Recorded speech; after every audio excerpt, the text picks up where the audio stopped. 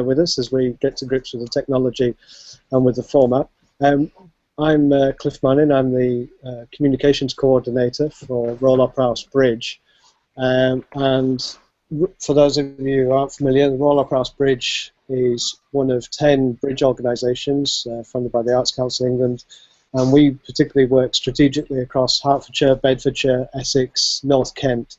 And our aim is to connect and nurture high-quality, sustainable cultural learning for all children and young people. So that's our broad remit. Today what we're looking at is around music technology. And there's two things out of the session today. One is to pick up on conversations which started at a music event on Saturday in Medway that was hosted by John and Kevin, and they can say a bit more. And the other is to look at music technology and what role that has on arts entitlement for all children and young people. And the third thing is, does this online connection work? So from a comms point of view at the Royal Opera House Bridge, we're interested in developing more of a peer community, finding ways to bring professionals together and to use technology in new ways to try and support the arts cultural learning community across the region. So hopefully it will be useful, and we'll see where we go, and we'll get some learning from it from there. So it's all very informal, and to kick us off, we'll just start with some introductions. So we've got John Pratty. John, if you'd like to just a little bit about who you are and where you come from and your expertise, if you will. Hi there. Yes, I'm John Pratty. I've just finished working at Arts Council England as Creative Media Relationship Manager for the southeast of England. I've spent quite a lot of time as a digital producer, digital journalist, editor, but my work at Arts Council has really involved a lot of concentration and effort around digital learning. Interestingly, since leaving Arts Council, I've been working with Ideas Test, who last Saturday I produced a creative music tech event with. I also worked on an Ideas Camp project, which also took place in North Kent, and just after that, a kind of webinar, which was quite an elaborate online production. So I'm really into creative media, I'm into creative tech, I'm into digital learning. I'm also director of a CIC in Eastbourne called Tech Resort, which is a well-established base for YRS Eastbourne, Young Rewired State Eastbourne, which has been going for 3 years. So I've got quite a lot of practice and experience and interest professionally and in a volunteer capacity in digital learning. Over to you, Cliff. That was great. Thanks, John. Kevin, a quick intro from yourself and a little bit about your music tech. Hello, I'm Kevin Grist. I've got two hats. Currently also Arts Council England as music RM for music hubs and music. And I'm also a freelance producer for music education, and I'm particularly interested in innovation in music education, making it diverse, looking at ways in which it can become inclusive, accessible. Digital plays a part in that, but it's not the only part, and we can talk more about that. But I think I also am a teacher, so I've got a background of project managing education work and working in disadvantaged settings, and I also helped John produce SoundHack in Medway on Saturday. Over to you. Cheers, that's great. And finally we've got Michelle, who's also from the Royal Opera House Bridge and a number of different roles as well. So Michelle. Hi, yeah, I'm Michelle. Michelle Gregson. I program manage with Royal Opera House Bridge for North Kent and Medway for some of the week, and for the rest of the time I'm an arts education consultant. My background is schools and young people, also a teacher, and I'm I'm not a digital expert at all, so I'm quite impressed that I'm even here, kind of in the room, as it were. But I'm really interested in one of my big passions at the moment I have for some time has been youth arts leadership, and really looking at what that is in practice, as opposed to spurious ideas about youth voice or youth-led projects. I think there's a very deep question to be explored, and I think that the tech may well be a route to bypassing the gatekeepers to young people sometimes and giving them a genuine opportunity to lead. So that's kind of where my interest is in this particular event. Yeah. Well, thank you, everybody. So let's jump into it then. So a quick question then, looking at music tech and arts entitlement. Does music technology help increase access and opportunity for children and young people? And if it does, how does it do that specifically, and how can we do more of that? Anybody, any thoughts initially? I'll jump in. Go on, John. Yeah, I think it does increase engagement. I think music tech, particularly experienced through the platform of mobile. Where's my mobile? Here's my mobile. Music tech experienced through this, using the tools I can access on this, brings culture and creativity right to my fingertips in a place, in a way which many of the other tools and many of the other practices and the places that some people have to go to experience culture, it's much better than that. But you could, if you had a trumpet, you could make music. It's a handheld device for making music, is it not? How much trumpets are? Well, a recorder then, or no, this is about many different kinds of tools, many different kinds of cultural and creative experiences, and many different kinds of technology. So it could be about music making, it could be about film, it could be about writing, it could be about recording sound, it could be about taking photographs. You know, for me, this is a gateway to future creativity, and I think that music tech in particular is a great opportunity to engage young people in a way that some of the other practice areas or artistic practices, they may not see that as being immediately engaging to them. That's a good point. Kevin, have you any thoughts? I do. I think one of the first thoughts is to go back to young people and try and identify with them. You know, I do think digital music technology does increase access. But I think we need to go further than that and understand that this is a young person's world, and often the gatekeepers of money, the project managers, the youth workers, the teachers. I don't think we appreciate that young people are really emotionally connected to technology, to social media, to comments, posts.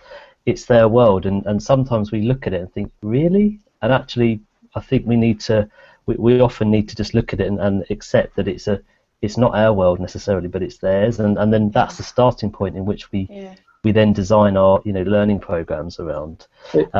Is there a danger though that is it just about consumption now? So obviously we can access lots of music, you can find everything, you can share music that already exists with others, but how are young people moving from consuming to making, what role can we support that in some way, or does it not matter? Does it matter if they're just consuming? I think it does matter, and I don't think it is just about consumption. I think the difference between and John's holding up the phone and you say what's the difference between a trumpet is, for me, is the learning that it's opened up through digital connection. Where are young people learning a lot of these skills? It's not through a traditional teacher-student relationship, and that's very exciting. It's quite scary as well if you're a teacher, and if you're somebody who's charged with ensuring that standards are maintained. But that's very, very exciting, that sort of peer-to-peer passing on of knowledge and development of creative thinking. So it brings us on to another point which someone raised earlier, was about the new tools. But is the role of a teacher facilitator, how important is that? Is that still required? Is there still a role in terms of a mediator in that way, or is it not required in the same way, or is it a different role, and how is it different? Yeah, I think that teachers are absolutely vital in this process. If you don't have, if it's basically a free-for-all, if it's here are the same tools for everyone, everyone can join in, everyone's voice is equal, everyone has the same amount of confidence, then perhaps that might work. But we all know that individuals start from completely different places for all sorts of reasons to do with culture and deprivation, good fortune, goodness knows what. When I was 11, 12, 13, 14, 15, I was incredibly blocked and unable to communicate. And I needed a teacher to get me out of that place. And teachers, I mean, these days in code clubs, for example, you often see groups of young boys sharing culture. We're finding it very difficult to get girls to take part in that culture or to be in that space. And it really, at that point, it needs a guiding hand, it needs a facilitator. Digital culture isn't a level playing field, and in a learning context, I think it really does need the expertise and sensitivity and diplomacy of a teacher to help that to happen. Yeah, I think there's not a level playing field, and maybe the role of the teacher has changed from traditional ways. I think that's something we've seen. Is that something that you've seen, Kevin, in the work that you've been doing, and how is that changing? Yeah, definitely. I think when we talk about music tech specifically, I think we need to understand the process by which young people learn music, what we mean by musical skills and musical learning. And I think technology can often play a part in particular genres, contemporary pop, electronic dance music, hip hop, but it's also something around the kind of technical approach that we use, or the process that we use to create music. So I think digital cuts across. It is genre specific, and then it isn't as well, because you can apply it to classical music. You can, it cuts across a lot of things. I think the way that people learn music is that they respond to some kind of stimulus. So it's either they're inspired by something they see, they go and see something, they have a teacher or instructor, but that teacher and instructor is changing because they can go online to YouTube and watch an e-learning video to learn an instrument or how to do something technical. I think also there's this whole new creative industry, which it's still relatively new, which is the kind of what I call supporter roles around music, which is the technicians and it is the engineers and the stage and lighting setups and all those kind of technical things that also involve digital and the kind of the exciting potential around there as well. So if you unpick it, it's quite broad, and so I think when we say digital music technology, we probably need to kind of understand that it is very broad. We can't generalize it, but at the same time it cuts across a lot of things as well. So it's a really good point about the classical music and various other things, because it can be seen as to a particular side. Yeah. Is there, and different instruments or different approaches. So is there a need for skills? Is there a confidence within the adults who are facilitating this? Is there a confidence there to be able to support? If you're a classically trained music teacher, how confident are most teachers to bring in technology into that? And then equally, is there confidence within someone who's used to using Ableton and making genre specific to broaden that out and to teach classical music or bring that kind of culture into it as well? I suppose I think where does your peripatetic teacher teaching trumpet, taking young people through the grades, sit within this digital landscape? It's a good point, and I think I've had endless conversations with organisations such as Audioactive about you know, we've got grading systems and academic measurements for classical music and for a whole range of instruments, actually rock and pop instruments as well. But when you go to things like electronic dance music and hip hop and rapping and all the kind of things that cut into digital in a genre specific way, and then things like Sonic Pi and Makey Makey and all those kind of things which are all cutting edge, there is no read across to grades. There doesn't. I'm not saying there has to be, but there is no kind of academic currency yet where we can read across and say, actually, if you've got a grade 9 in that, it equates to a grade 9 in that. And that might be an issue in terms of us recognising the rigor that some of these artists, these electronic and digital artists, have as well. And it feels like that still when we're measuring certain... Yes, the quality question starts to come up, I suppose, in different perceptions of it. But yeah, the idea of a grade 8 in Sonic Pi is quite interesting, isn't it? It's kind of, well, hang on a minute. It's not impossible. No, not impossible at all. It's probably going to happen sooner than we think. But that's like, of course, there are individual platforms and tools that people will spark up about and become virtuoso in. But there's also a whole series of people who are not necessarily using individual skills and individual tools to create individualistic creative pieces. There are people who are using platforms to orchestrate the work of others. And we've seen, I mean, God, we've had 25 or 30 years of DJ culture. But when that started, I thought, well, hang on, these people are just using the work of others to orchestrate an audience and a moment and some, you know, a performative experience. And we've really come on since then. There are all sorts of people making all sorts of cultural experiences from a range of different things, and many of them are musical. And those would be impossible to fit into a grading system or arts award or arts mark or goodness knows what. Yep. And yet they are still valid cultural experiences. So we've got people. I mean, the question actually about how teachers, what is the position of a teacher? If you transpose that across to the museum experience, museum curators now are getting fairly confused about what their role is when culture is going online, museum collections are going online, and museum collections are being commented on, and new labels for objects are being added to online collections by members of the public.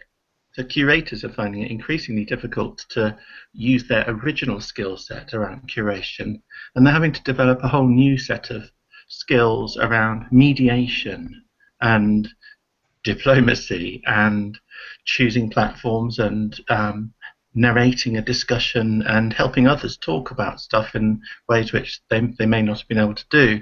It seems to me that digital platforms around music and some of the new tools that we're using allow us to do that too.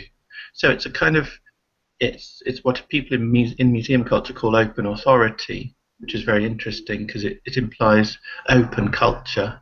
So I think there is something there that we can take in terms of music tech, and digital culture. Yeah, it's a very good point. I like that phrase, open authority. I think it's quite nice. It's got a nice idea to that. Does that tap into, Michelle, your interest particularly in terms of sort of peer-to-peer young people making that transition from being a maker to being a leader to them actually, to the young people? And what their relationship is with experts of practice and how they relate to them.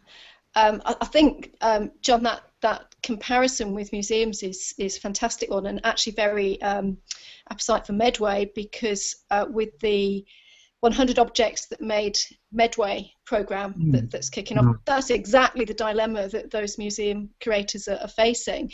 And the dialogue that will ensue between the curating teams, the learning teams, teachers and young people is going to be really interesting to see how they negotiate the different roles, and they're going to shift. They're going to have to shift, and I think that's the bottom line. It's new territory for lots of people, but it does shine a light on areas of sort of blockage that stop things moving forward and continue cycles where young people can't access certain art forms?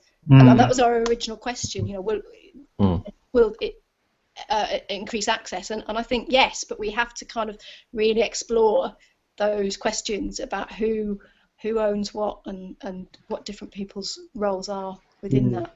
But it raises the question: is it access for all, or is it just more for the same groups? Yeah. Is there any evidence that you can see from the work that you've been doing with music technology that it's broadening access and bringing in a more diverse group to engage with arts and culture, or is it fancier tools or new tools for the usual suspects? Kevin, can I say something? Yeah. There was a digital R&D fund forum in Manchester, January or March 2014. It was a fascinating meeting. On the stage was Paula Ledieu, who at that point was one of the principal digital learning people at Mozilla. And Paula talked about culture sector and the kinds of objects and kinds of content that the culture sector is aiming at the general public, this massively online general public. And she used this phrase, quotable culture. She talked about quotable culture. She suggested that the culture sector is not producing quotable culture of the sort that young people steal, remake, copy, mash, change. It's not. We're not producing, in general, as a culture sector, the kind of stuff that people all around the world on their mobiles are, you know, corrupting, breaking, remaking. And until, as a culture sector, we start to make that kind of stuff, which could be shared or just punted out there on YouTube and lost forever and discovered by someone else. Until we start to do that, we're not really engaging in this massively much more popular kind of digital space which is out there. And it's a great phrase, quotable culture. It's, you know, we're not producing it. So how do we make steps towards doing that? How do we make sure that there is access for everybody and everybody can?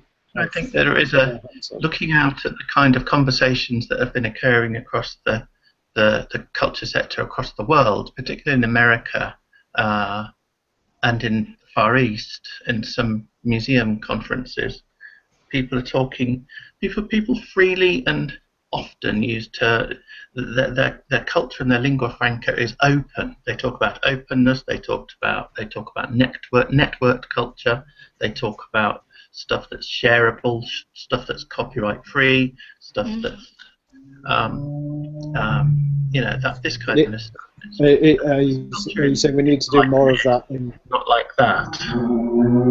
Is it that we need to do more of that within music education, or is it there's across the board? But is there specific things we could do within music learning? I don't know, Kevin, have you seen any evidence of or example of the tools, the music tech that enables that to happen in a more interesting way? Yeah, I mean, off the top of my head, there's certainly lots of freeware you can download now, or open source. Sonic Pi is free. Such as Sonic Pi. There was also stuff like, and I think it was when I used to work at a youth centre in Brighton years ago, and I knew John then. And I think there was a project where there was a almost like a collection of old used smartphones, and they were being collected by the digital sector, and they were then being redistributed or loaned out to schools and groups to use to do things like coding and like music tech and stuff. So where, you know, I worked in a deprived estate in Brighton where there is potentially low access to digital tech, and you know, not everybody's got an iPhone. I think I'm just reading the stat here, almost half the people in social housing, for example, don't have access to the internet, and that was a stat just last year. So we can't assume that everybody is on the same playing field here, and we have to come up with ways in which we can recycle, reuse, have open source stuff that's accessible, and not just in schools, but in youth centres, in libraries, and you know, Wi-Fi spots, all those kind of things that we need to move towards to be having a more open online society, because it is all online. That's the thing. You have to have some sort of access to the internet. So cost is definitely coming down. I know at the SoundHack event on Saturday, the young man was asking about the Sonic Pi thing, and it seemed like it was going to be really expensive when he was asking, and it was, you know, £70 for the device or £50 or something, which is still, you know, it's not totally affordable for everybody. But thinking back, you know, when I was a teenager, you know, in terms of music making software and computers was just, you know, out there. It was something you would have to go to a very special place to be able to access, and there's obviously still that level. So yeah, that open access and the technology, and I suppose that I've got a particular interest in how arts can drive some of this digital making side of things to that open source, and people are making, if you're playing Sonic Pi, making music Sonic Pi, you can actually start to get into the code and make it better for someone else to do, so it can lead from one thing to another. It feels like it takes us back to John's point right at the beginning about the need for teachers to manage the process of learning, because actually what Kevin describes there and makes me think that actually digital could be a means of exclusion much more than when kids could just pick up a guitar. And, you know, in fact, schools are the places where they can get access to the internet. Definitely. So teachers in schools have to be supportive of that process. You know, they've got to be part of it, not left behind, not excluded, not disempowered. So the gatekeepers are still required. Yeah, it's a good point in terms of if everything's going digital and you don't have access to digital, you're extra excluded now in terms of, you know, there's a statistic, 98% of job applications are done online. If you can't get online for different reasons, you know, you're not able to use some of the tools, or you don't have the skills, then you're disproportionately disadvantaged in that sense. So there was an interesting point just coming to wrap up, was about, in terms of what you were saying, John, what the museum sector was experiencing in terms of the role of the curator, and that sort of going from a closed and open, and the open authority and the quotable culture. Is there learning that we can do across sectors, between music, between museums, and what would that look like if we were to do that? So one of the things as a bridge organisation that we want to do is to support that kind of cross-sector networking between organisations, whether it's in a place or cross-sector.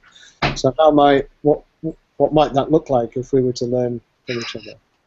I think at this stage it's wishful thinking, Cliff. At this point, this discussion about the phrase open authority is largely a kind of a research conversation. I'm involved with the Digital Public Space Forum, which is one of two groups of people getting together to talk about what a digital public space is like and what the behaviours are like within that place. And there is a BBC project called the Research Education Space, and in that context, in that project, they are seriously starting to think about what it's like if schools have open and constant and full access to online collections, and what that means for schools and curators and museums and the curator's authority. But at this stage, it's early days, and if you went to a local museum in Maidstone or Rochester and asked them if you could talk to someone at the front desk about open authority, they'd probably pick the phone up to the police really quickly. I was just thinking about Kevin's point earlier about how digital is cross-cutting across genres. I completely agree. And how it's changing the role within it. And that's the same not just for music tech, but it's also for literacy and for, physical activity and stuff. So there's lessons across in terms of how we react to new digital tools. I think it really challenges. It does really challenge many people involved in the culture sector to begin thinking about how they produce and create and how they relate to audiences. I think we've got a big job as cultural creators to understand that our roles might be shifting, whatever our practice area. So it's no longer one-to-many broadcasting. It might be many-to-many, or group-to-group, or child-to-child, or it's completely different as a set of cultural opportunities now, and it's very exciting. Kevin, you get any thoughts on that in terms of cross-sector lessons that we might learn and how we might similarities? Well, I think the other thing that springs to mind is, of course, it's not it doesn't then mean we have to be educated in set age groups as well, and it's completely borderless in terms of country, potentially in terms of age group, in terms of different abilities. And I think that's a really exciting but also very dangerous thing, like John was saying, about how you plan for that kind of thing and how you measure how you measure progression, for example, or how someone's progressed from the starting point to the end when everyone's starting at different points or different systems. So it's really interesting. The point I wanted to make was around going back to, we were talking about skills of teachers. We didn't really quite touch on it, and just from my experience of music hubs and talking to hubs and music services, there's a huge skill gap in those contemporary genres that use digital. There's a huge skill gap in the use of digital technology, and they know it, and they admit it. Teachers admit it. They want more CPD and they want more training. But it does create a huge issue around diversity. If teachers don't have the right skills to deliver the stuff that young people are doing already, and trying to direct them or co-learn with them in the right ways, then we have an issue in the education system if teachers don't have the right skills. And I just want to make that point. It's a really important point, and I think it's an issue about diversity more than anything, and quality in the education system. I think that's very true, and I suppose it's how we can, what role we can all play to support that skilling and to enable teachers to develop that confidence. I'm particularly interested in that peer-to-peer connection, so hopefully we can, some of these discussions we can reach out to more people, because we know getting out of school is tricky, so in terms of CPD, and supporting where there is good practice is certainly something that the bridge organisations want to do, and it's something which we're keen to do. So I'm just thinking in terms of wrapping up, I think there's a really some final thoughts from everybody in terms of going back to our initial question, and with the discussion around skills and cross-cutting and how we can learn that open sense and how we apply that. So, in terms of music technology, is it a way in which we can increase access, and are we seeing some good examples of that happening already locally? Just a couple of words, or any other points you have to make. I think that I'd like to pick up on one last thing Kevin just said.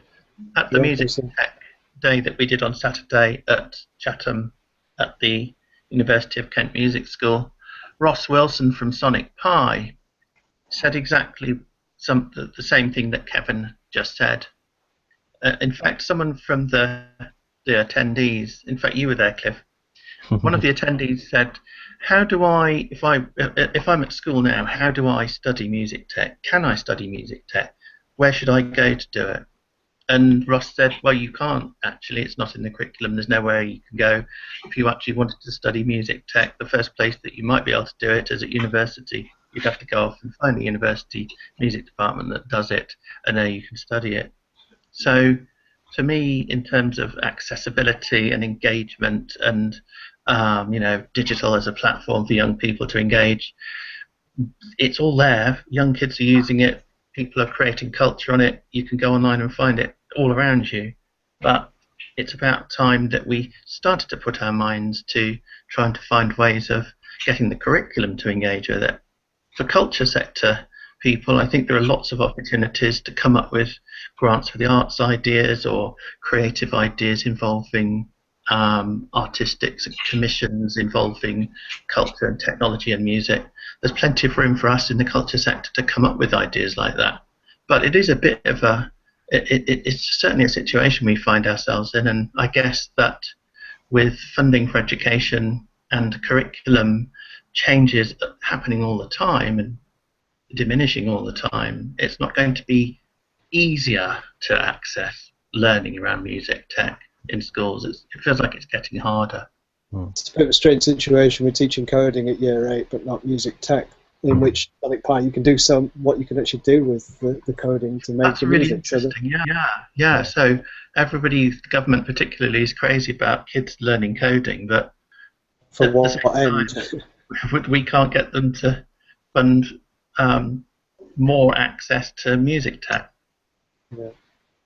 We seem to have lost Michelle. I think her phone battery is gone. So, Kevin, any thoughts on that?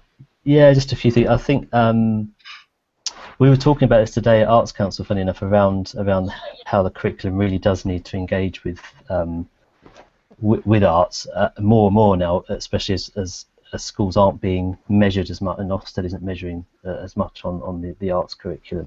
I think there's a whole kind of thing around cross curriculum, around how we use things like Sonic Pi to engage with maths and science and technology. There needs to be more measures in place, so schools know that by doing that it also engages in arts and recreational stuff. I think also, just going back, this is a different point altogether, but just going back on the way we use musical technology for making and creating music, and we kind of touched on that as well. From my experience, there's a lot of individual bedroom musicians who go online, who watch YouTube, who create stuff in Logic or play a guitar in the bedroom and record that. What technology can do in terms of, if you come back to this access and issue, what it can do is it can enable individual musicians, this is a really particular point, to engage with others and to collaborate, and not just online, but actually it just enables them through technology to do more interesting stuff with their sort of their instrument of choice with a group of others. But I don't think still we've fully explored how that works. So, for example, if we've got orchestras that have been running for hundreds of years, but what does a digital ensemble look like? Does an iPad? Should there be an iPad section in a classical orchestra now? Because should these things evolve? And these are all kind of questions that are being tested, and there's lots of research and development at the moment, but nobody's got a definitive answer, and not they necessarily shouldn't have. But I think what it does is it opens up all these possibilities that we've never been able to kind of. It's sped up. If you look at the kind of the development of music and instruments performance, it's been like this, and in the last few decades it's gone like this. And I suppose you could say that about all the art forms, but it's just the possibilities are endless now, I think. Yeah, I think that's a really good point. I think the idea of an iPad section in an orchestra, and if you're a bedroom musician and your other friends are musicians, but they go to the Saturday orchestra, and where do you go? So it's an interesting point. I think we should probably wrap it up there, unless somebody else has got anything else to add at this stage. Obviously, there's lots more. We've only touched on so many different topics in terms of access, in terms of openness. Teacher skills is clearly a huge and confidence within that as well, to be able to really reflect the communities that we're serving as well, and being able to ensure that there is that level playing fields across them. And so that idea of bringing up the accreditation between digital skills to be a grade 8 piano and an iPad section within an orchestra, youth orchestra or something, is quite steps towards that. So there's lots more to discuss, and hopefully we'll be able to continue some of these discussions in future open talks. Just to say thank you to John and to Kevin and Michelle. Unfortunately, Steph Fuller, who was going to join us, is stuck on a train somewhere in the heat. The train lines are buckling somewhere, I think. So, but this is, I think it's the start for many conversations, and hopefully we can continue them online and in future talks as well. So, unless either of you any other final words, but so thank you very much, and look forward to having more open talks in the future. Cheers.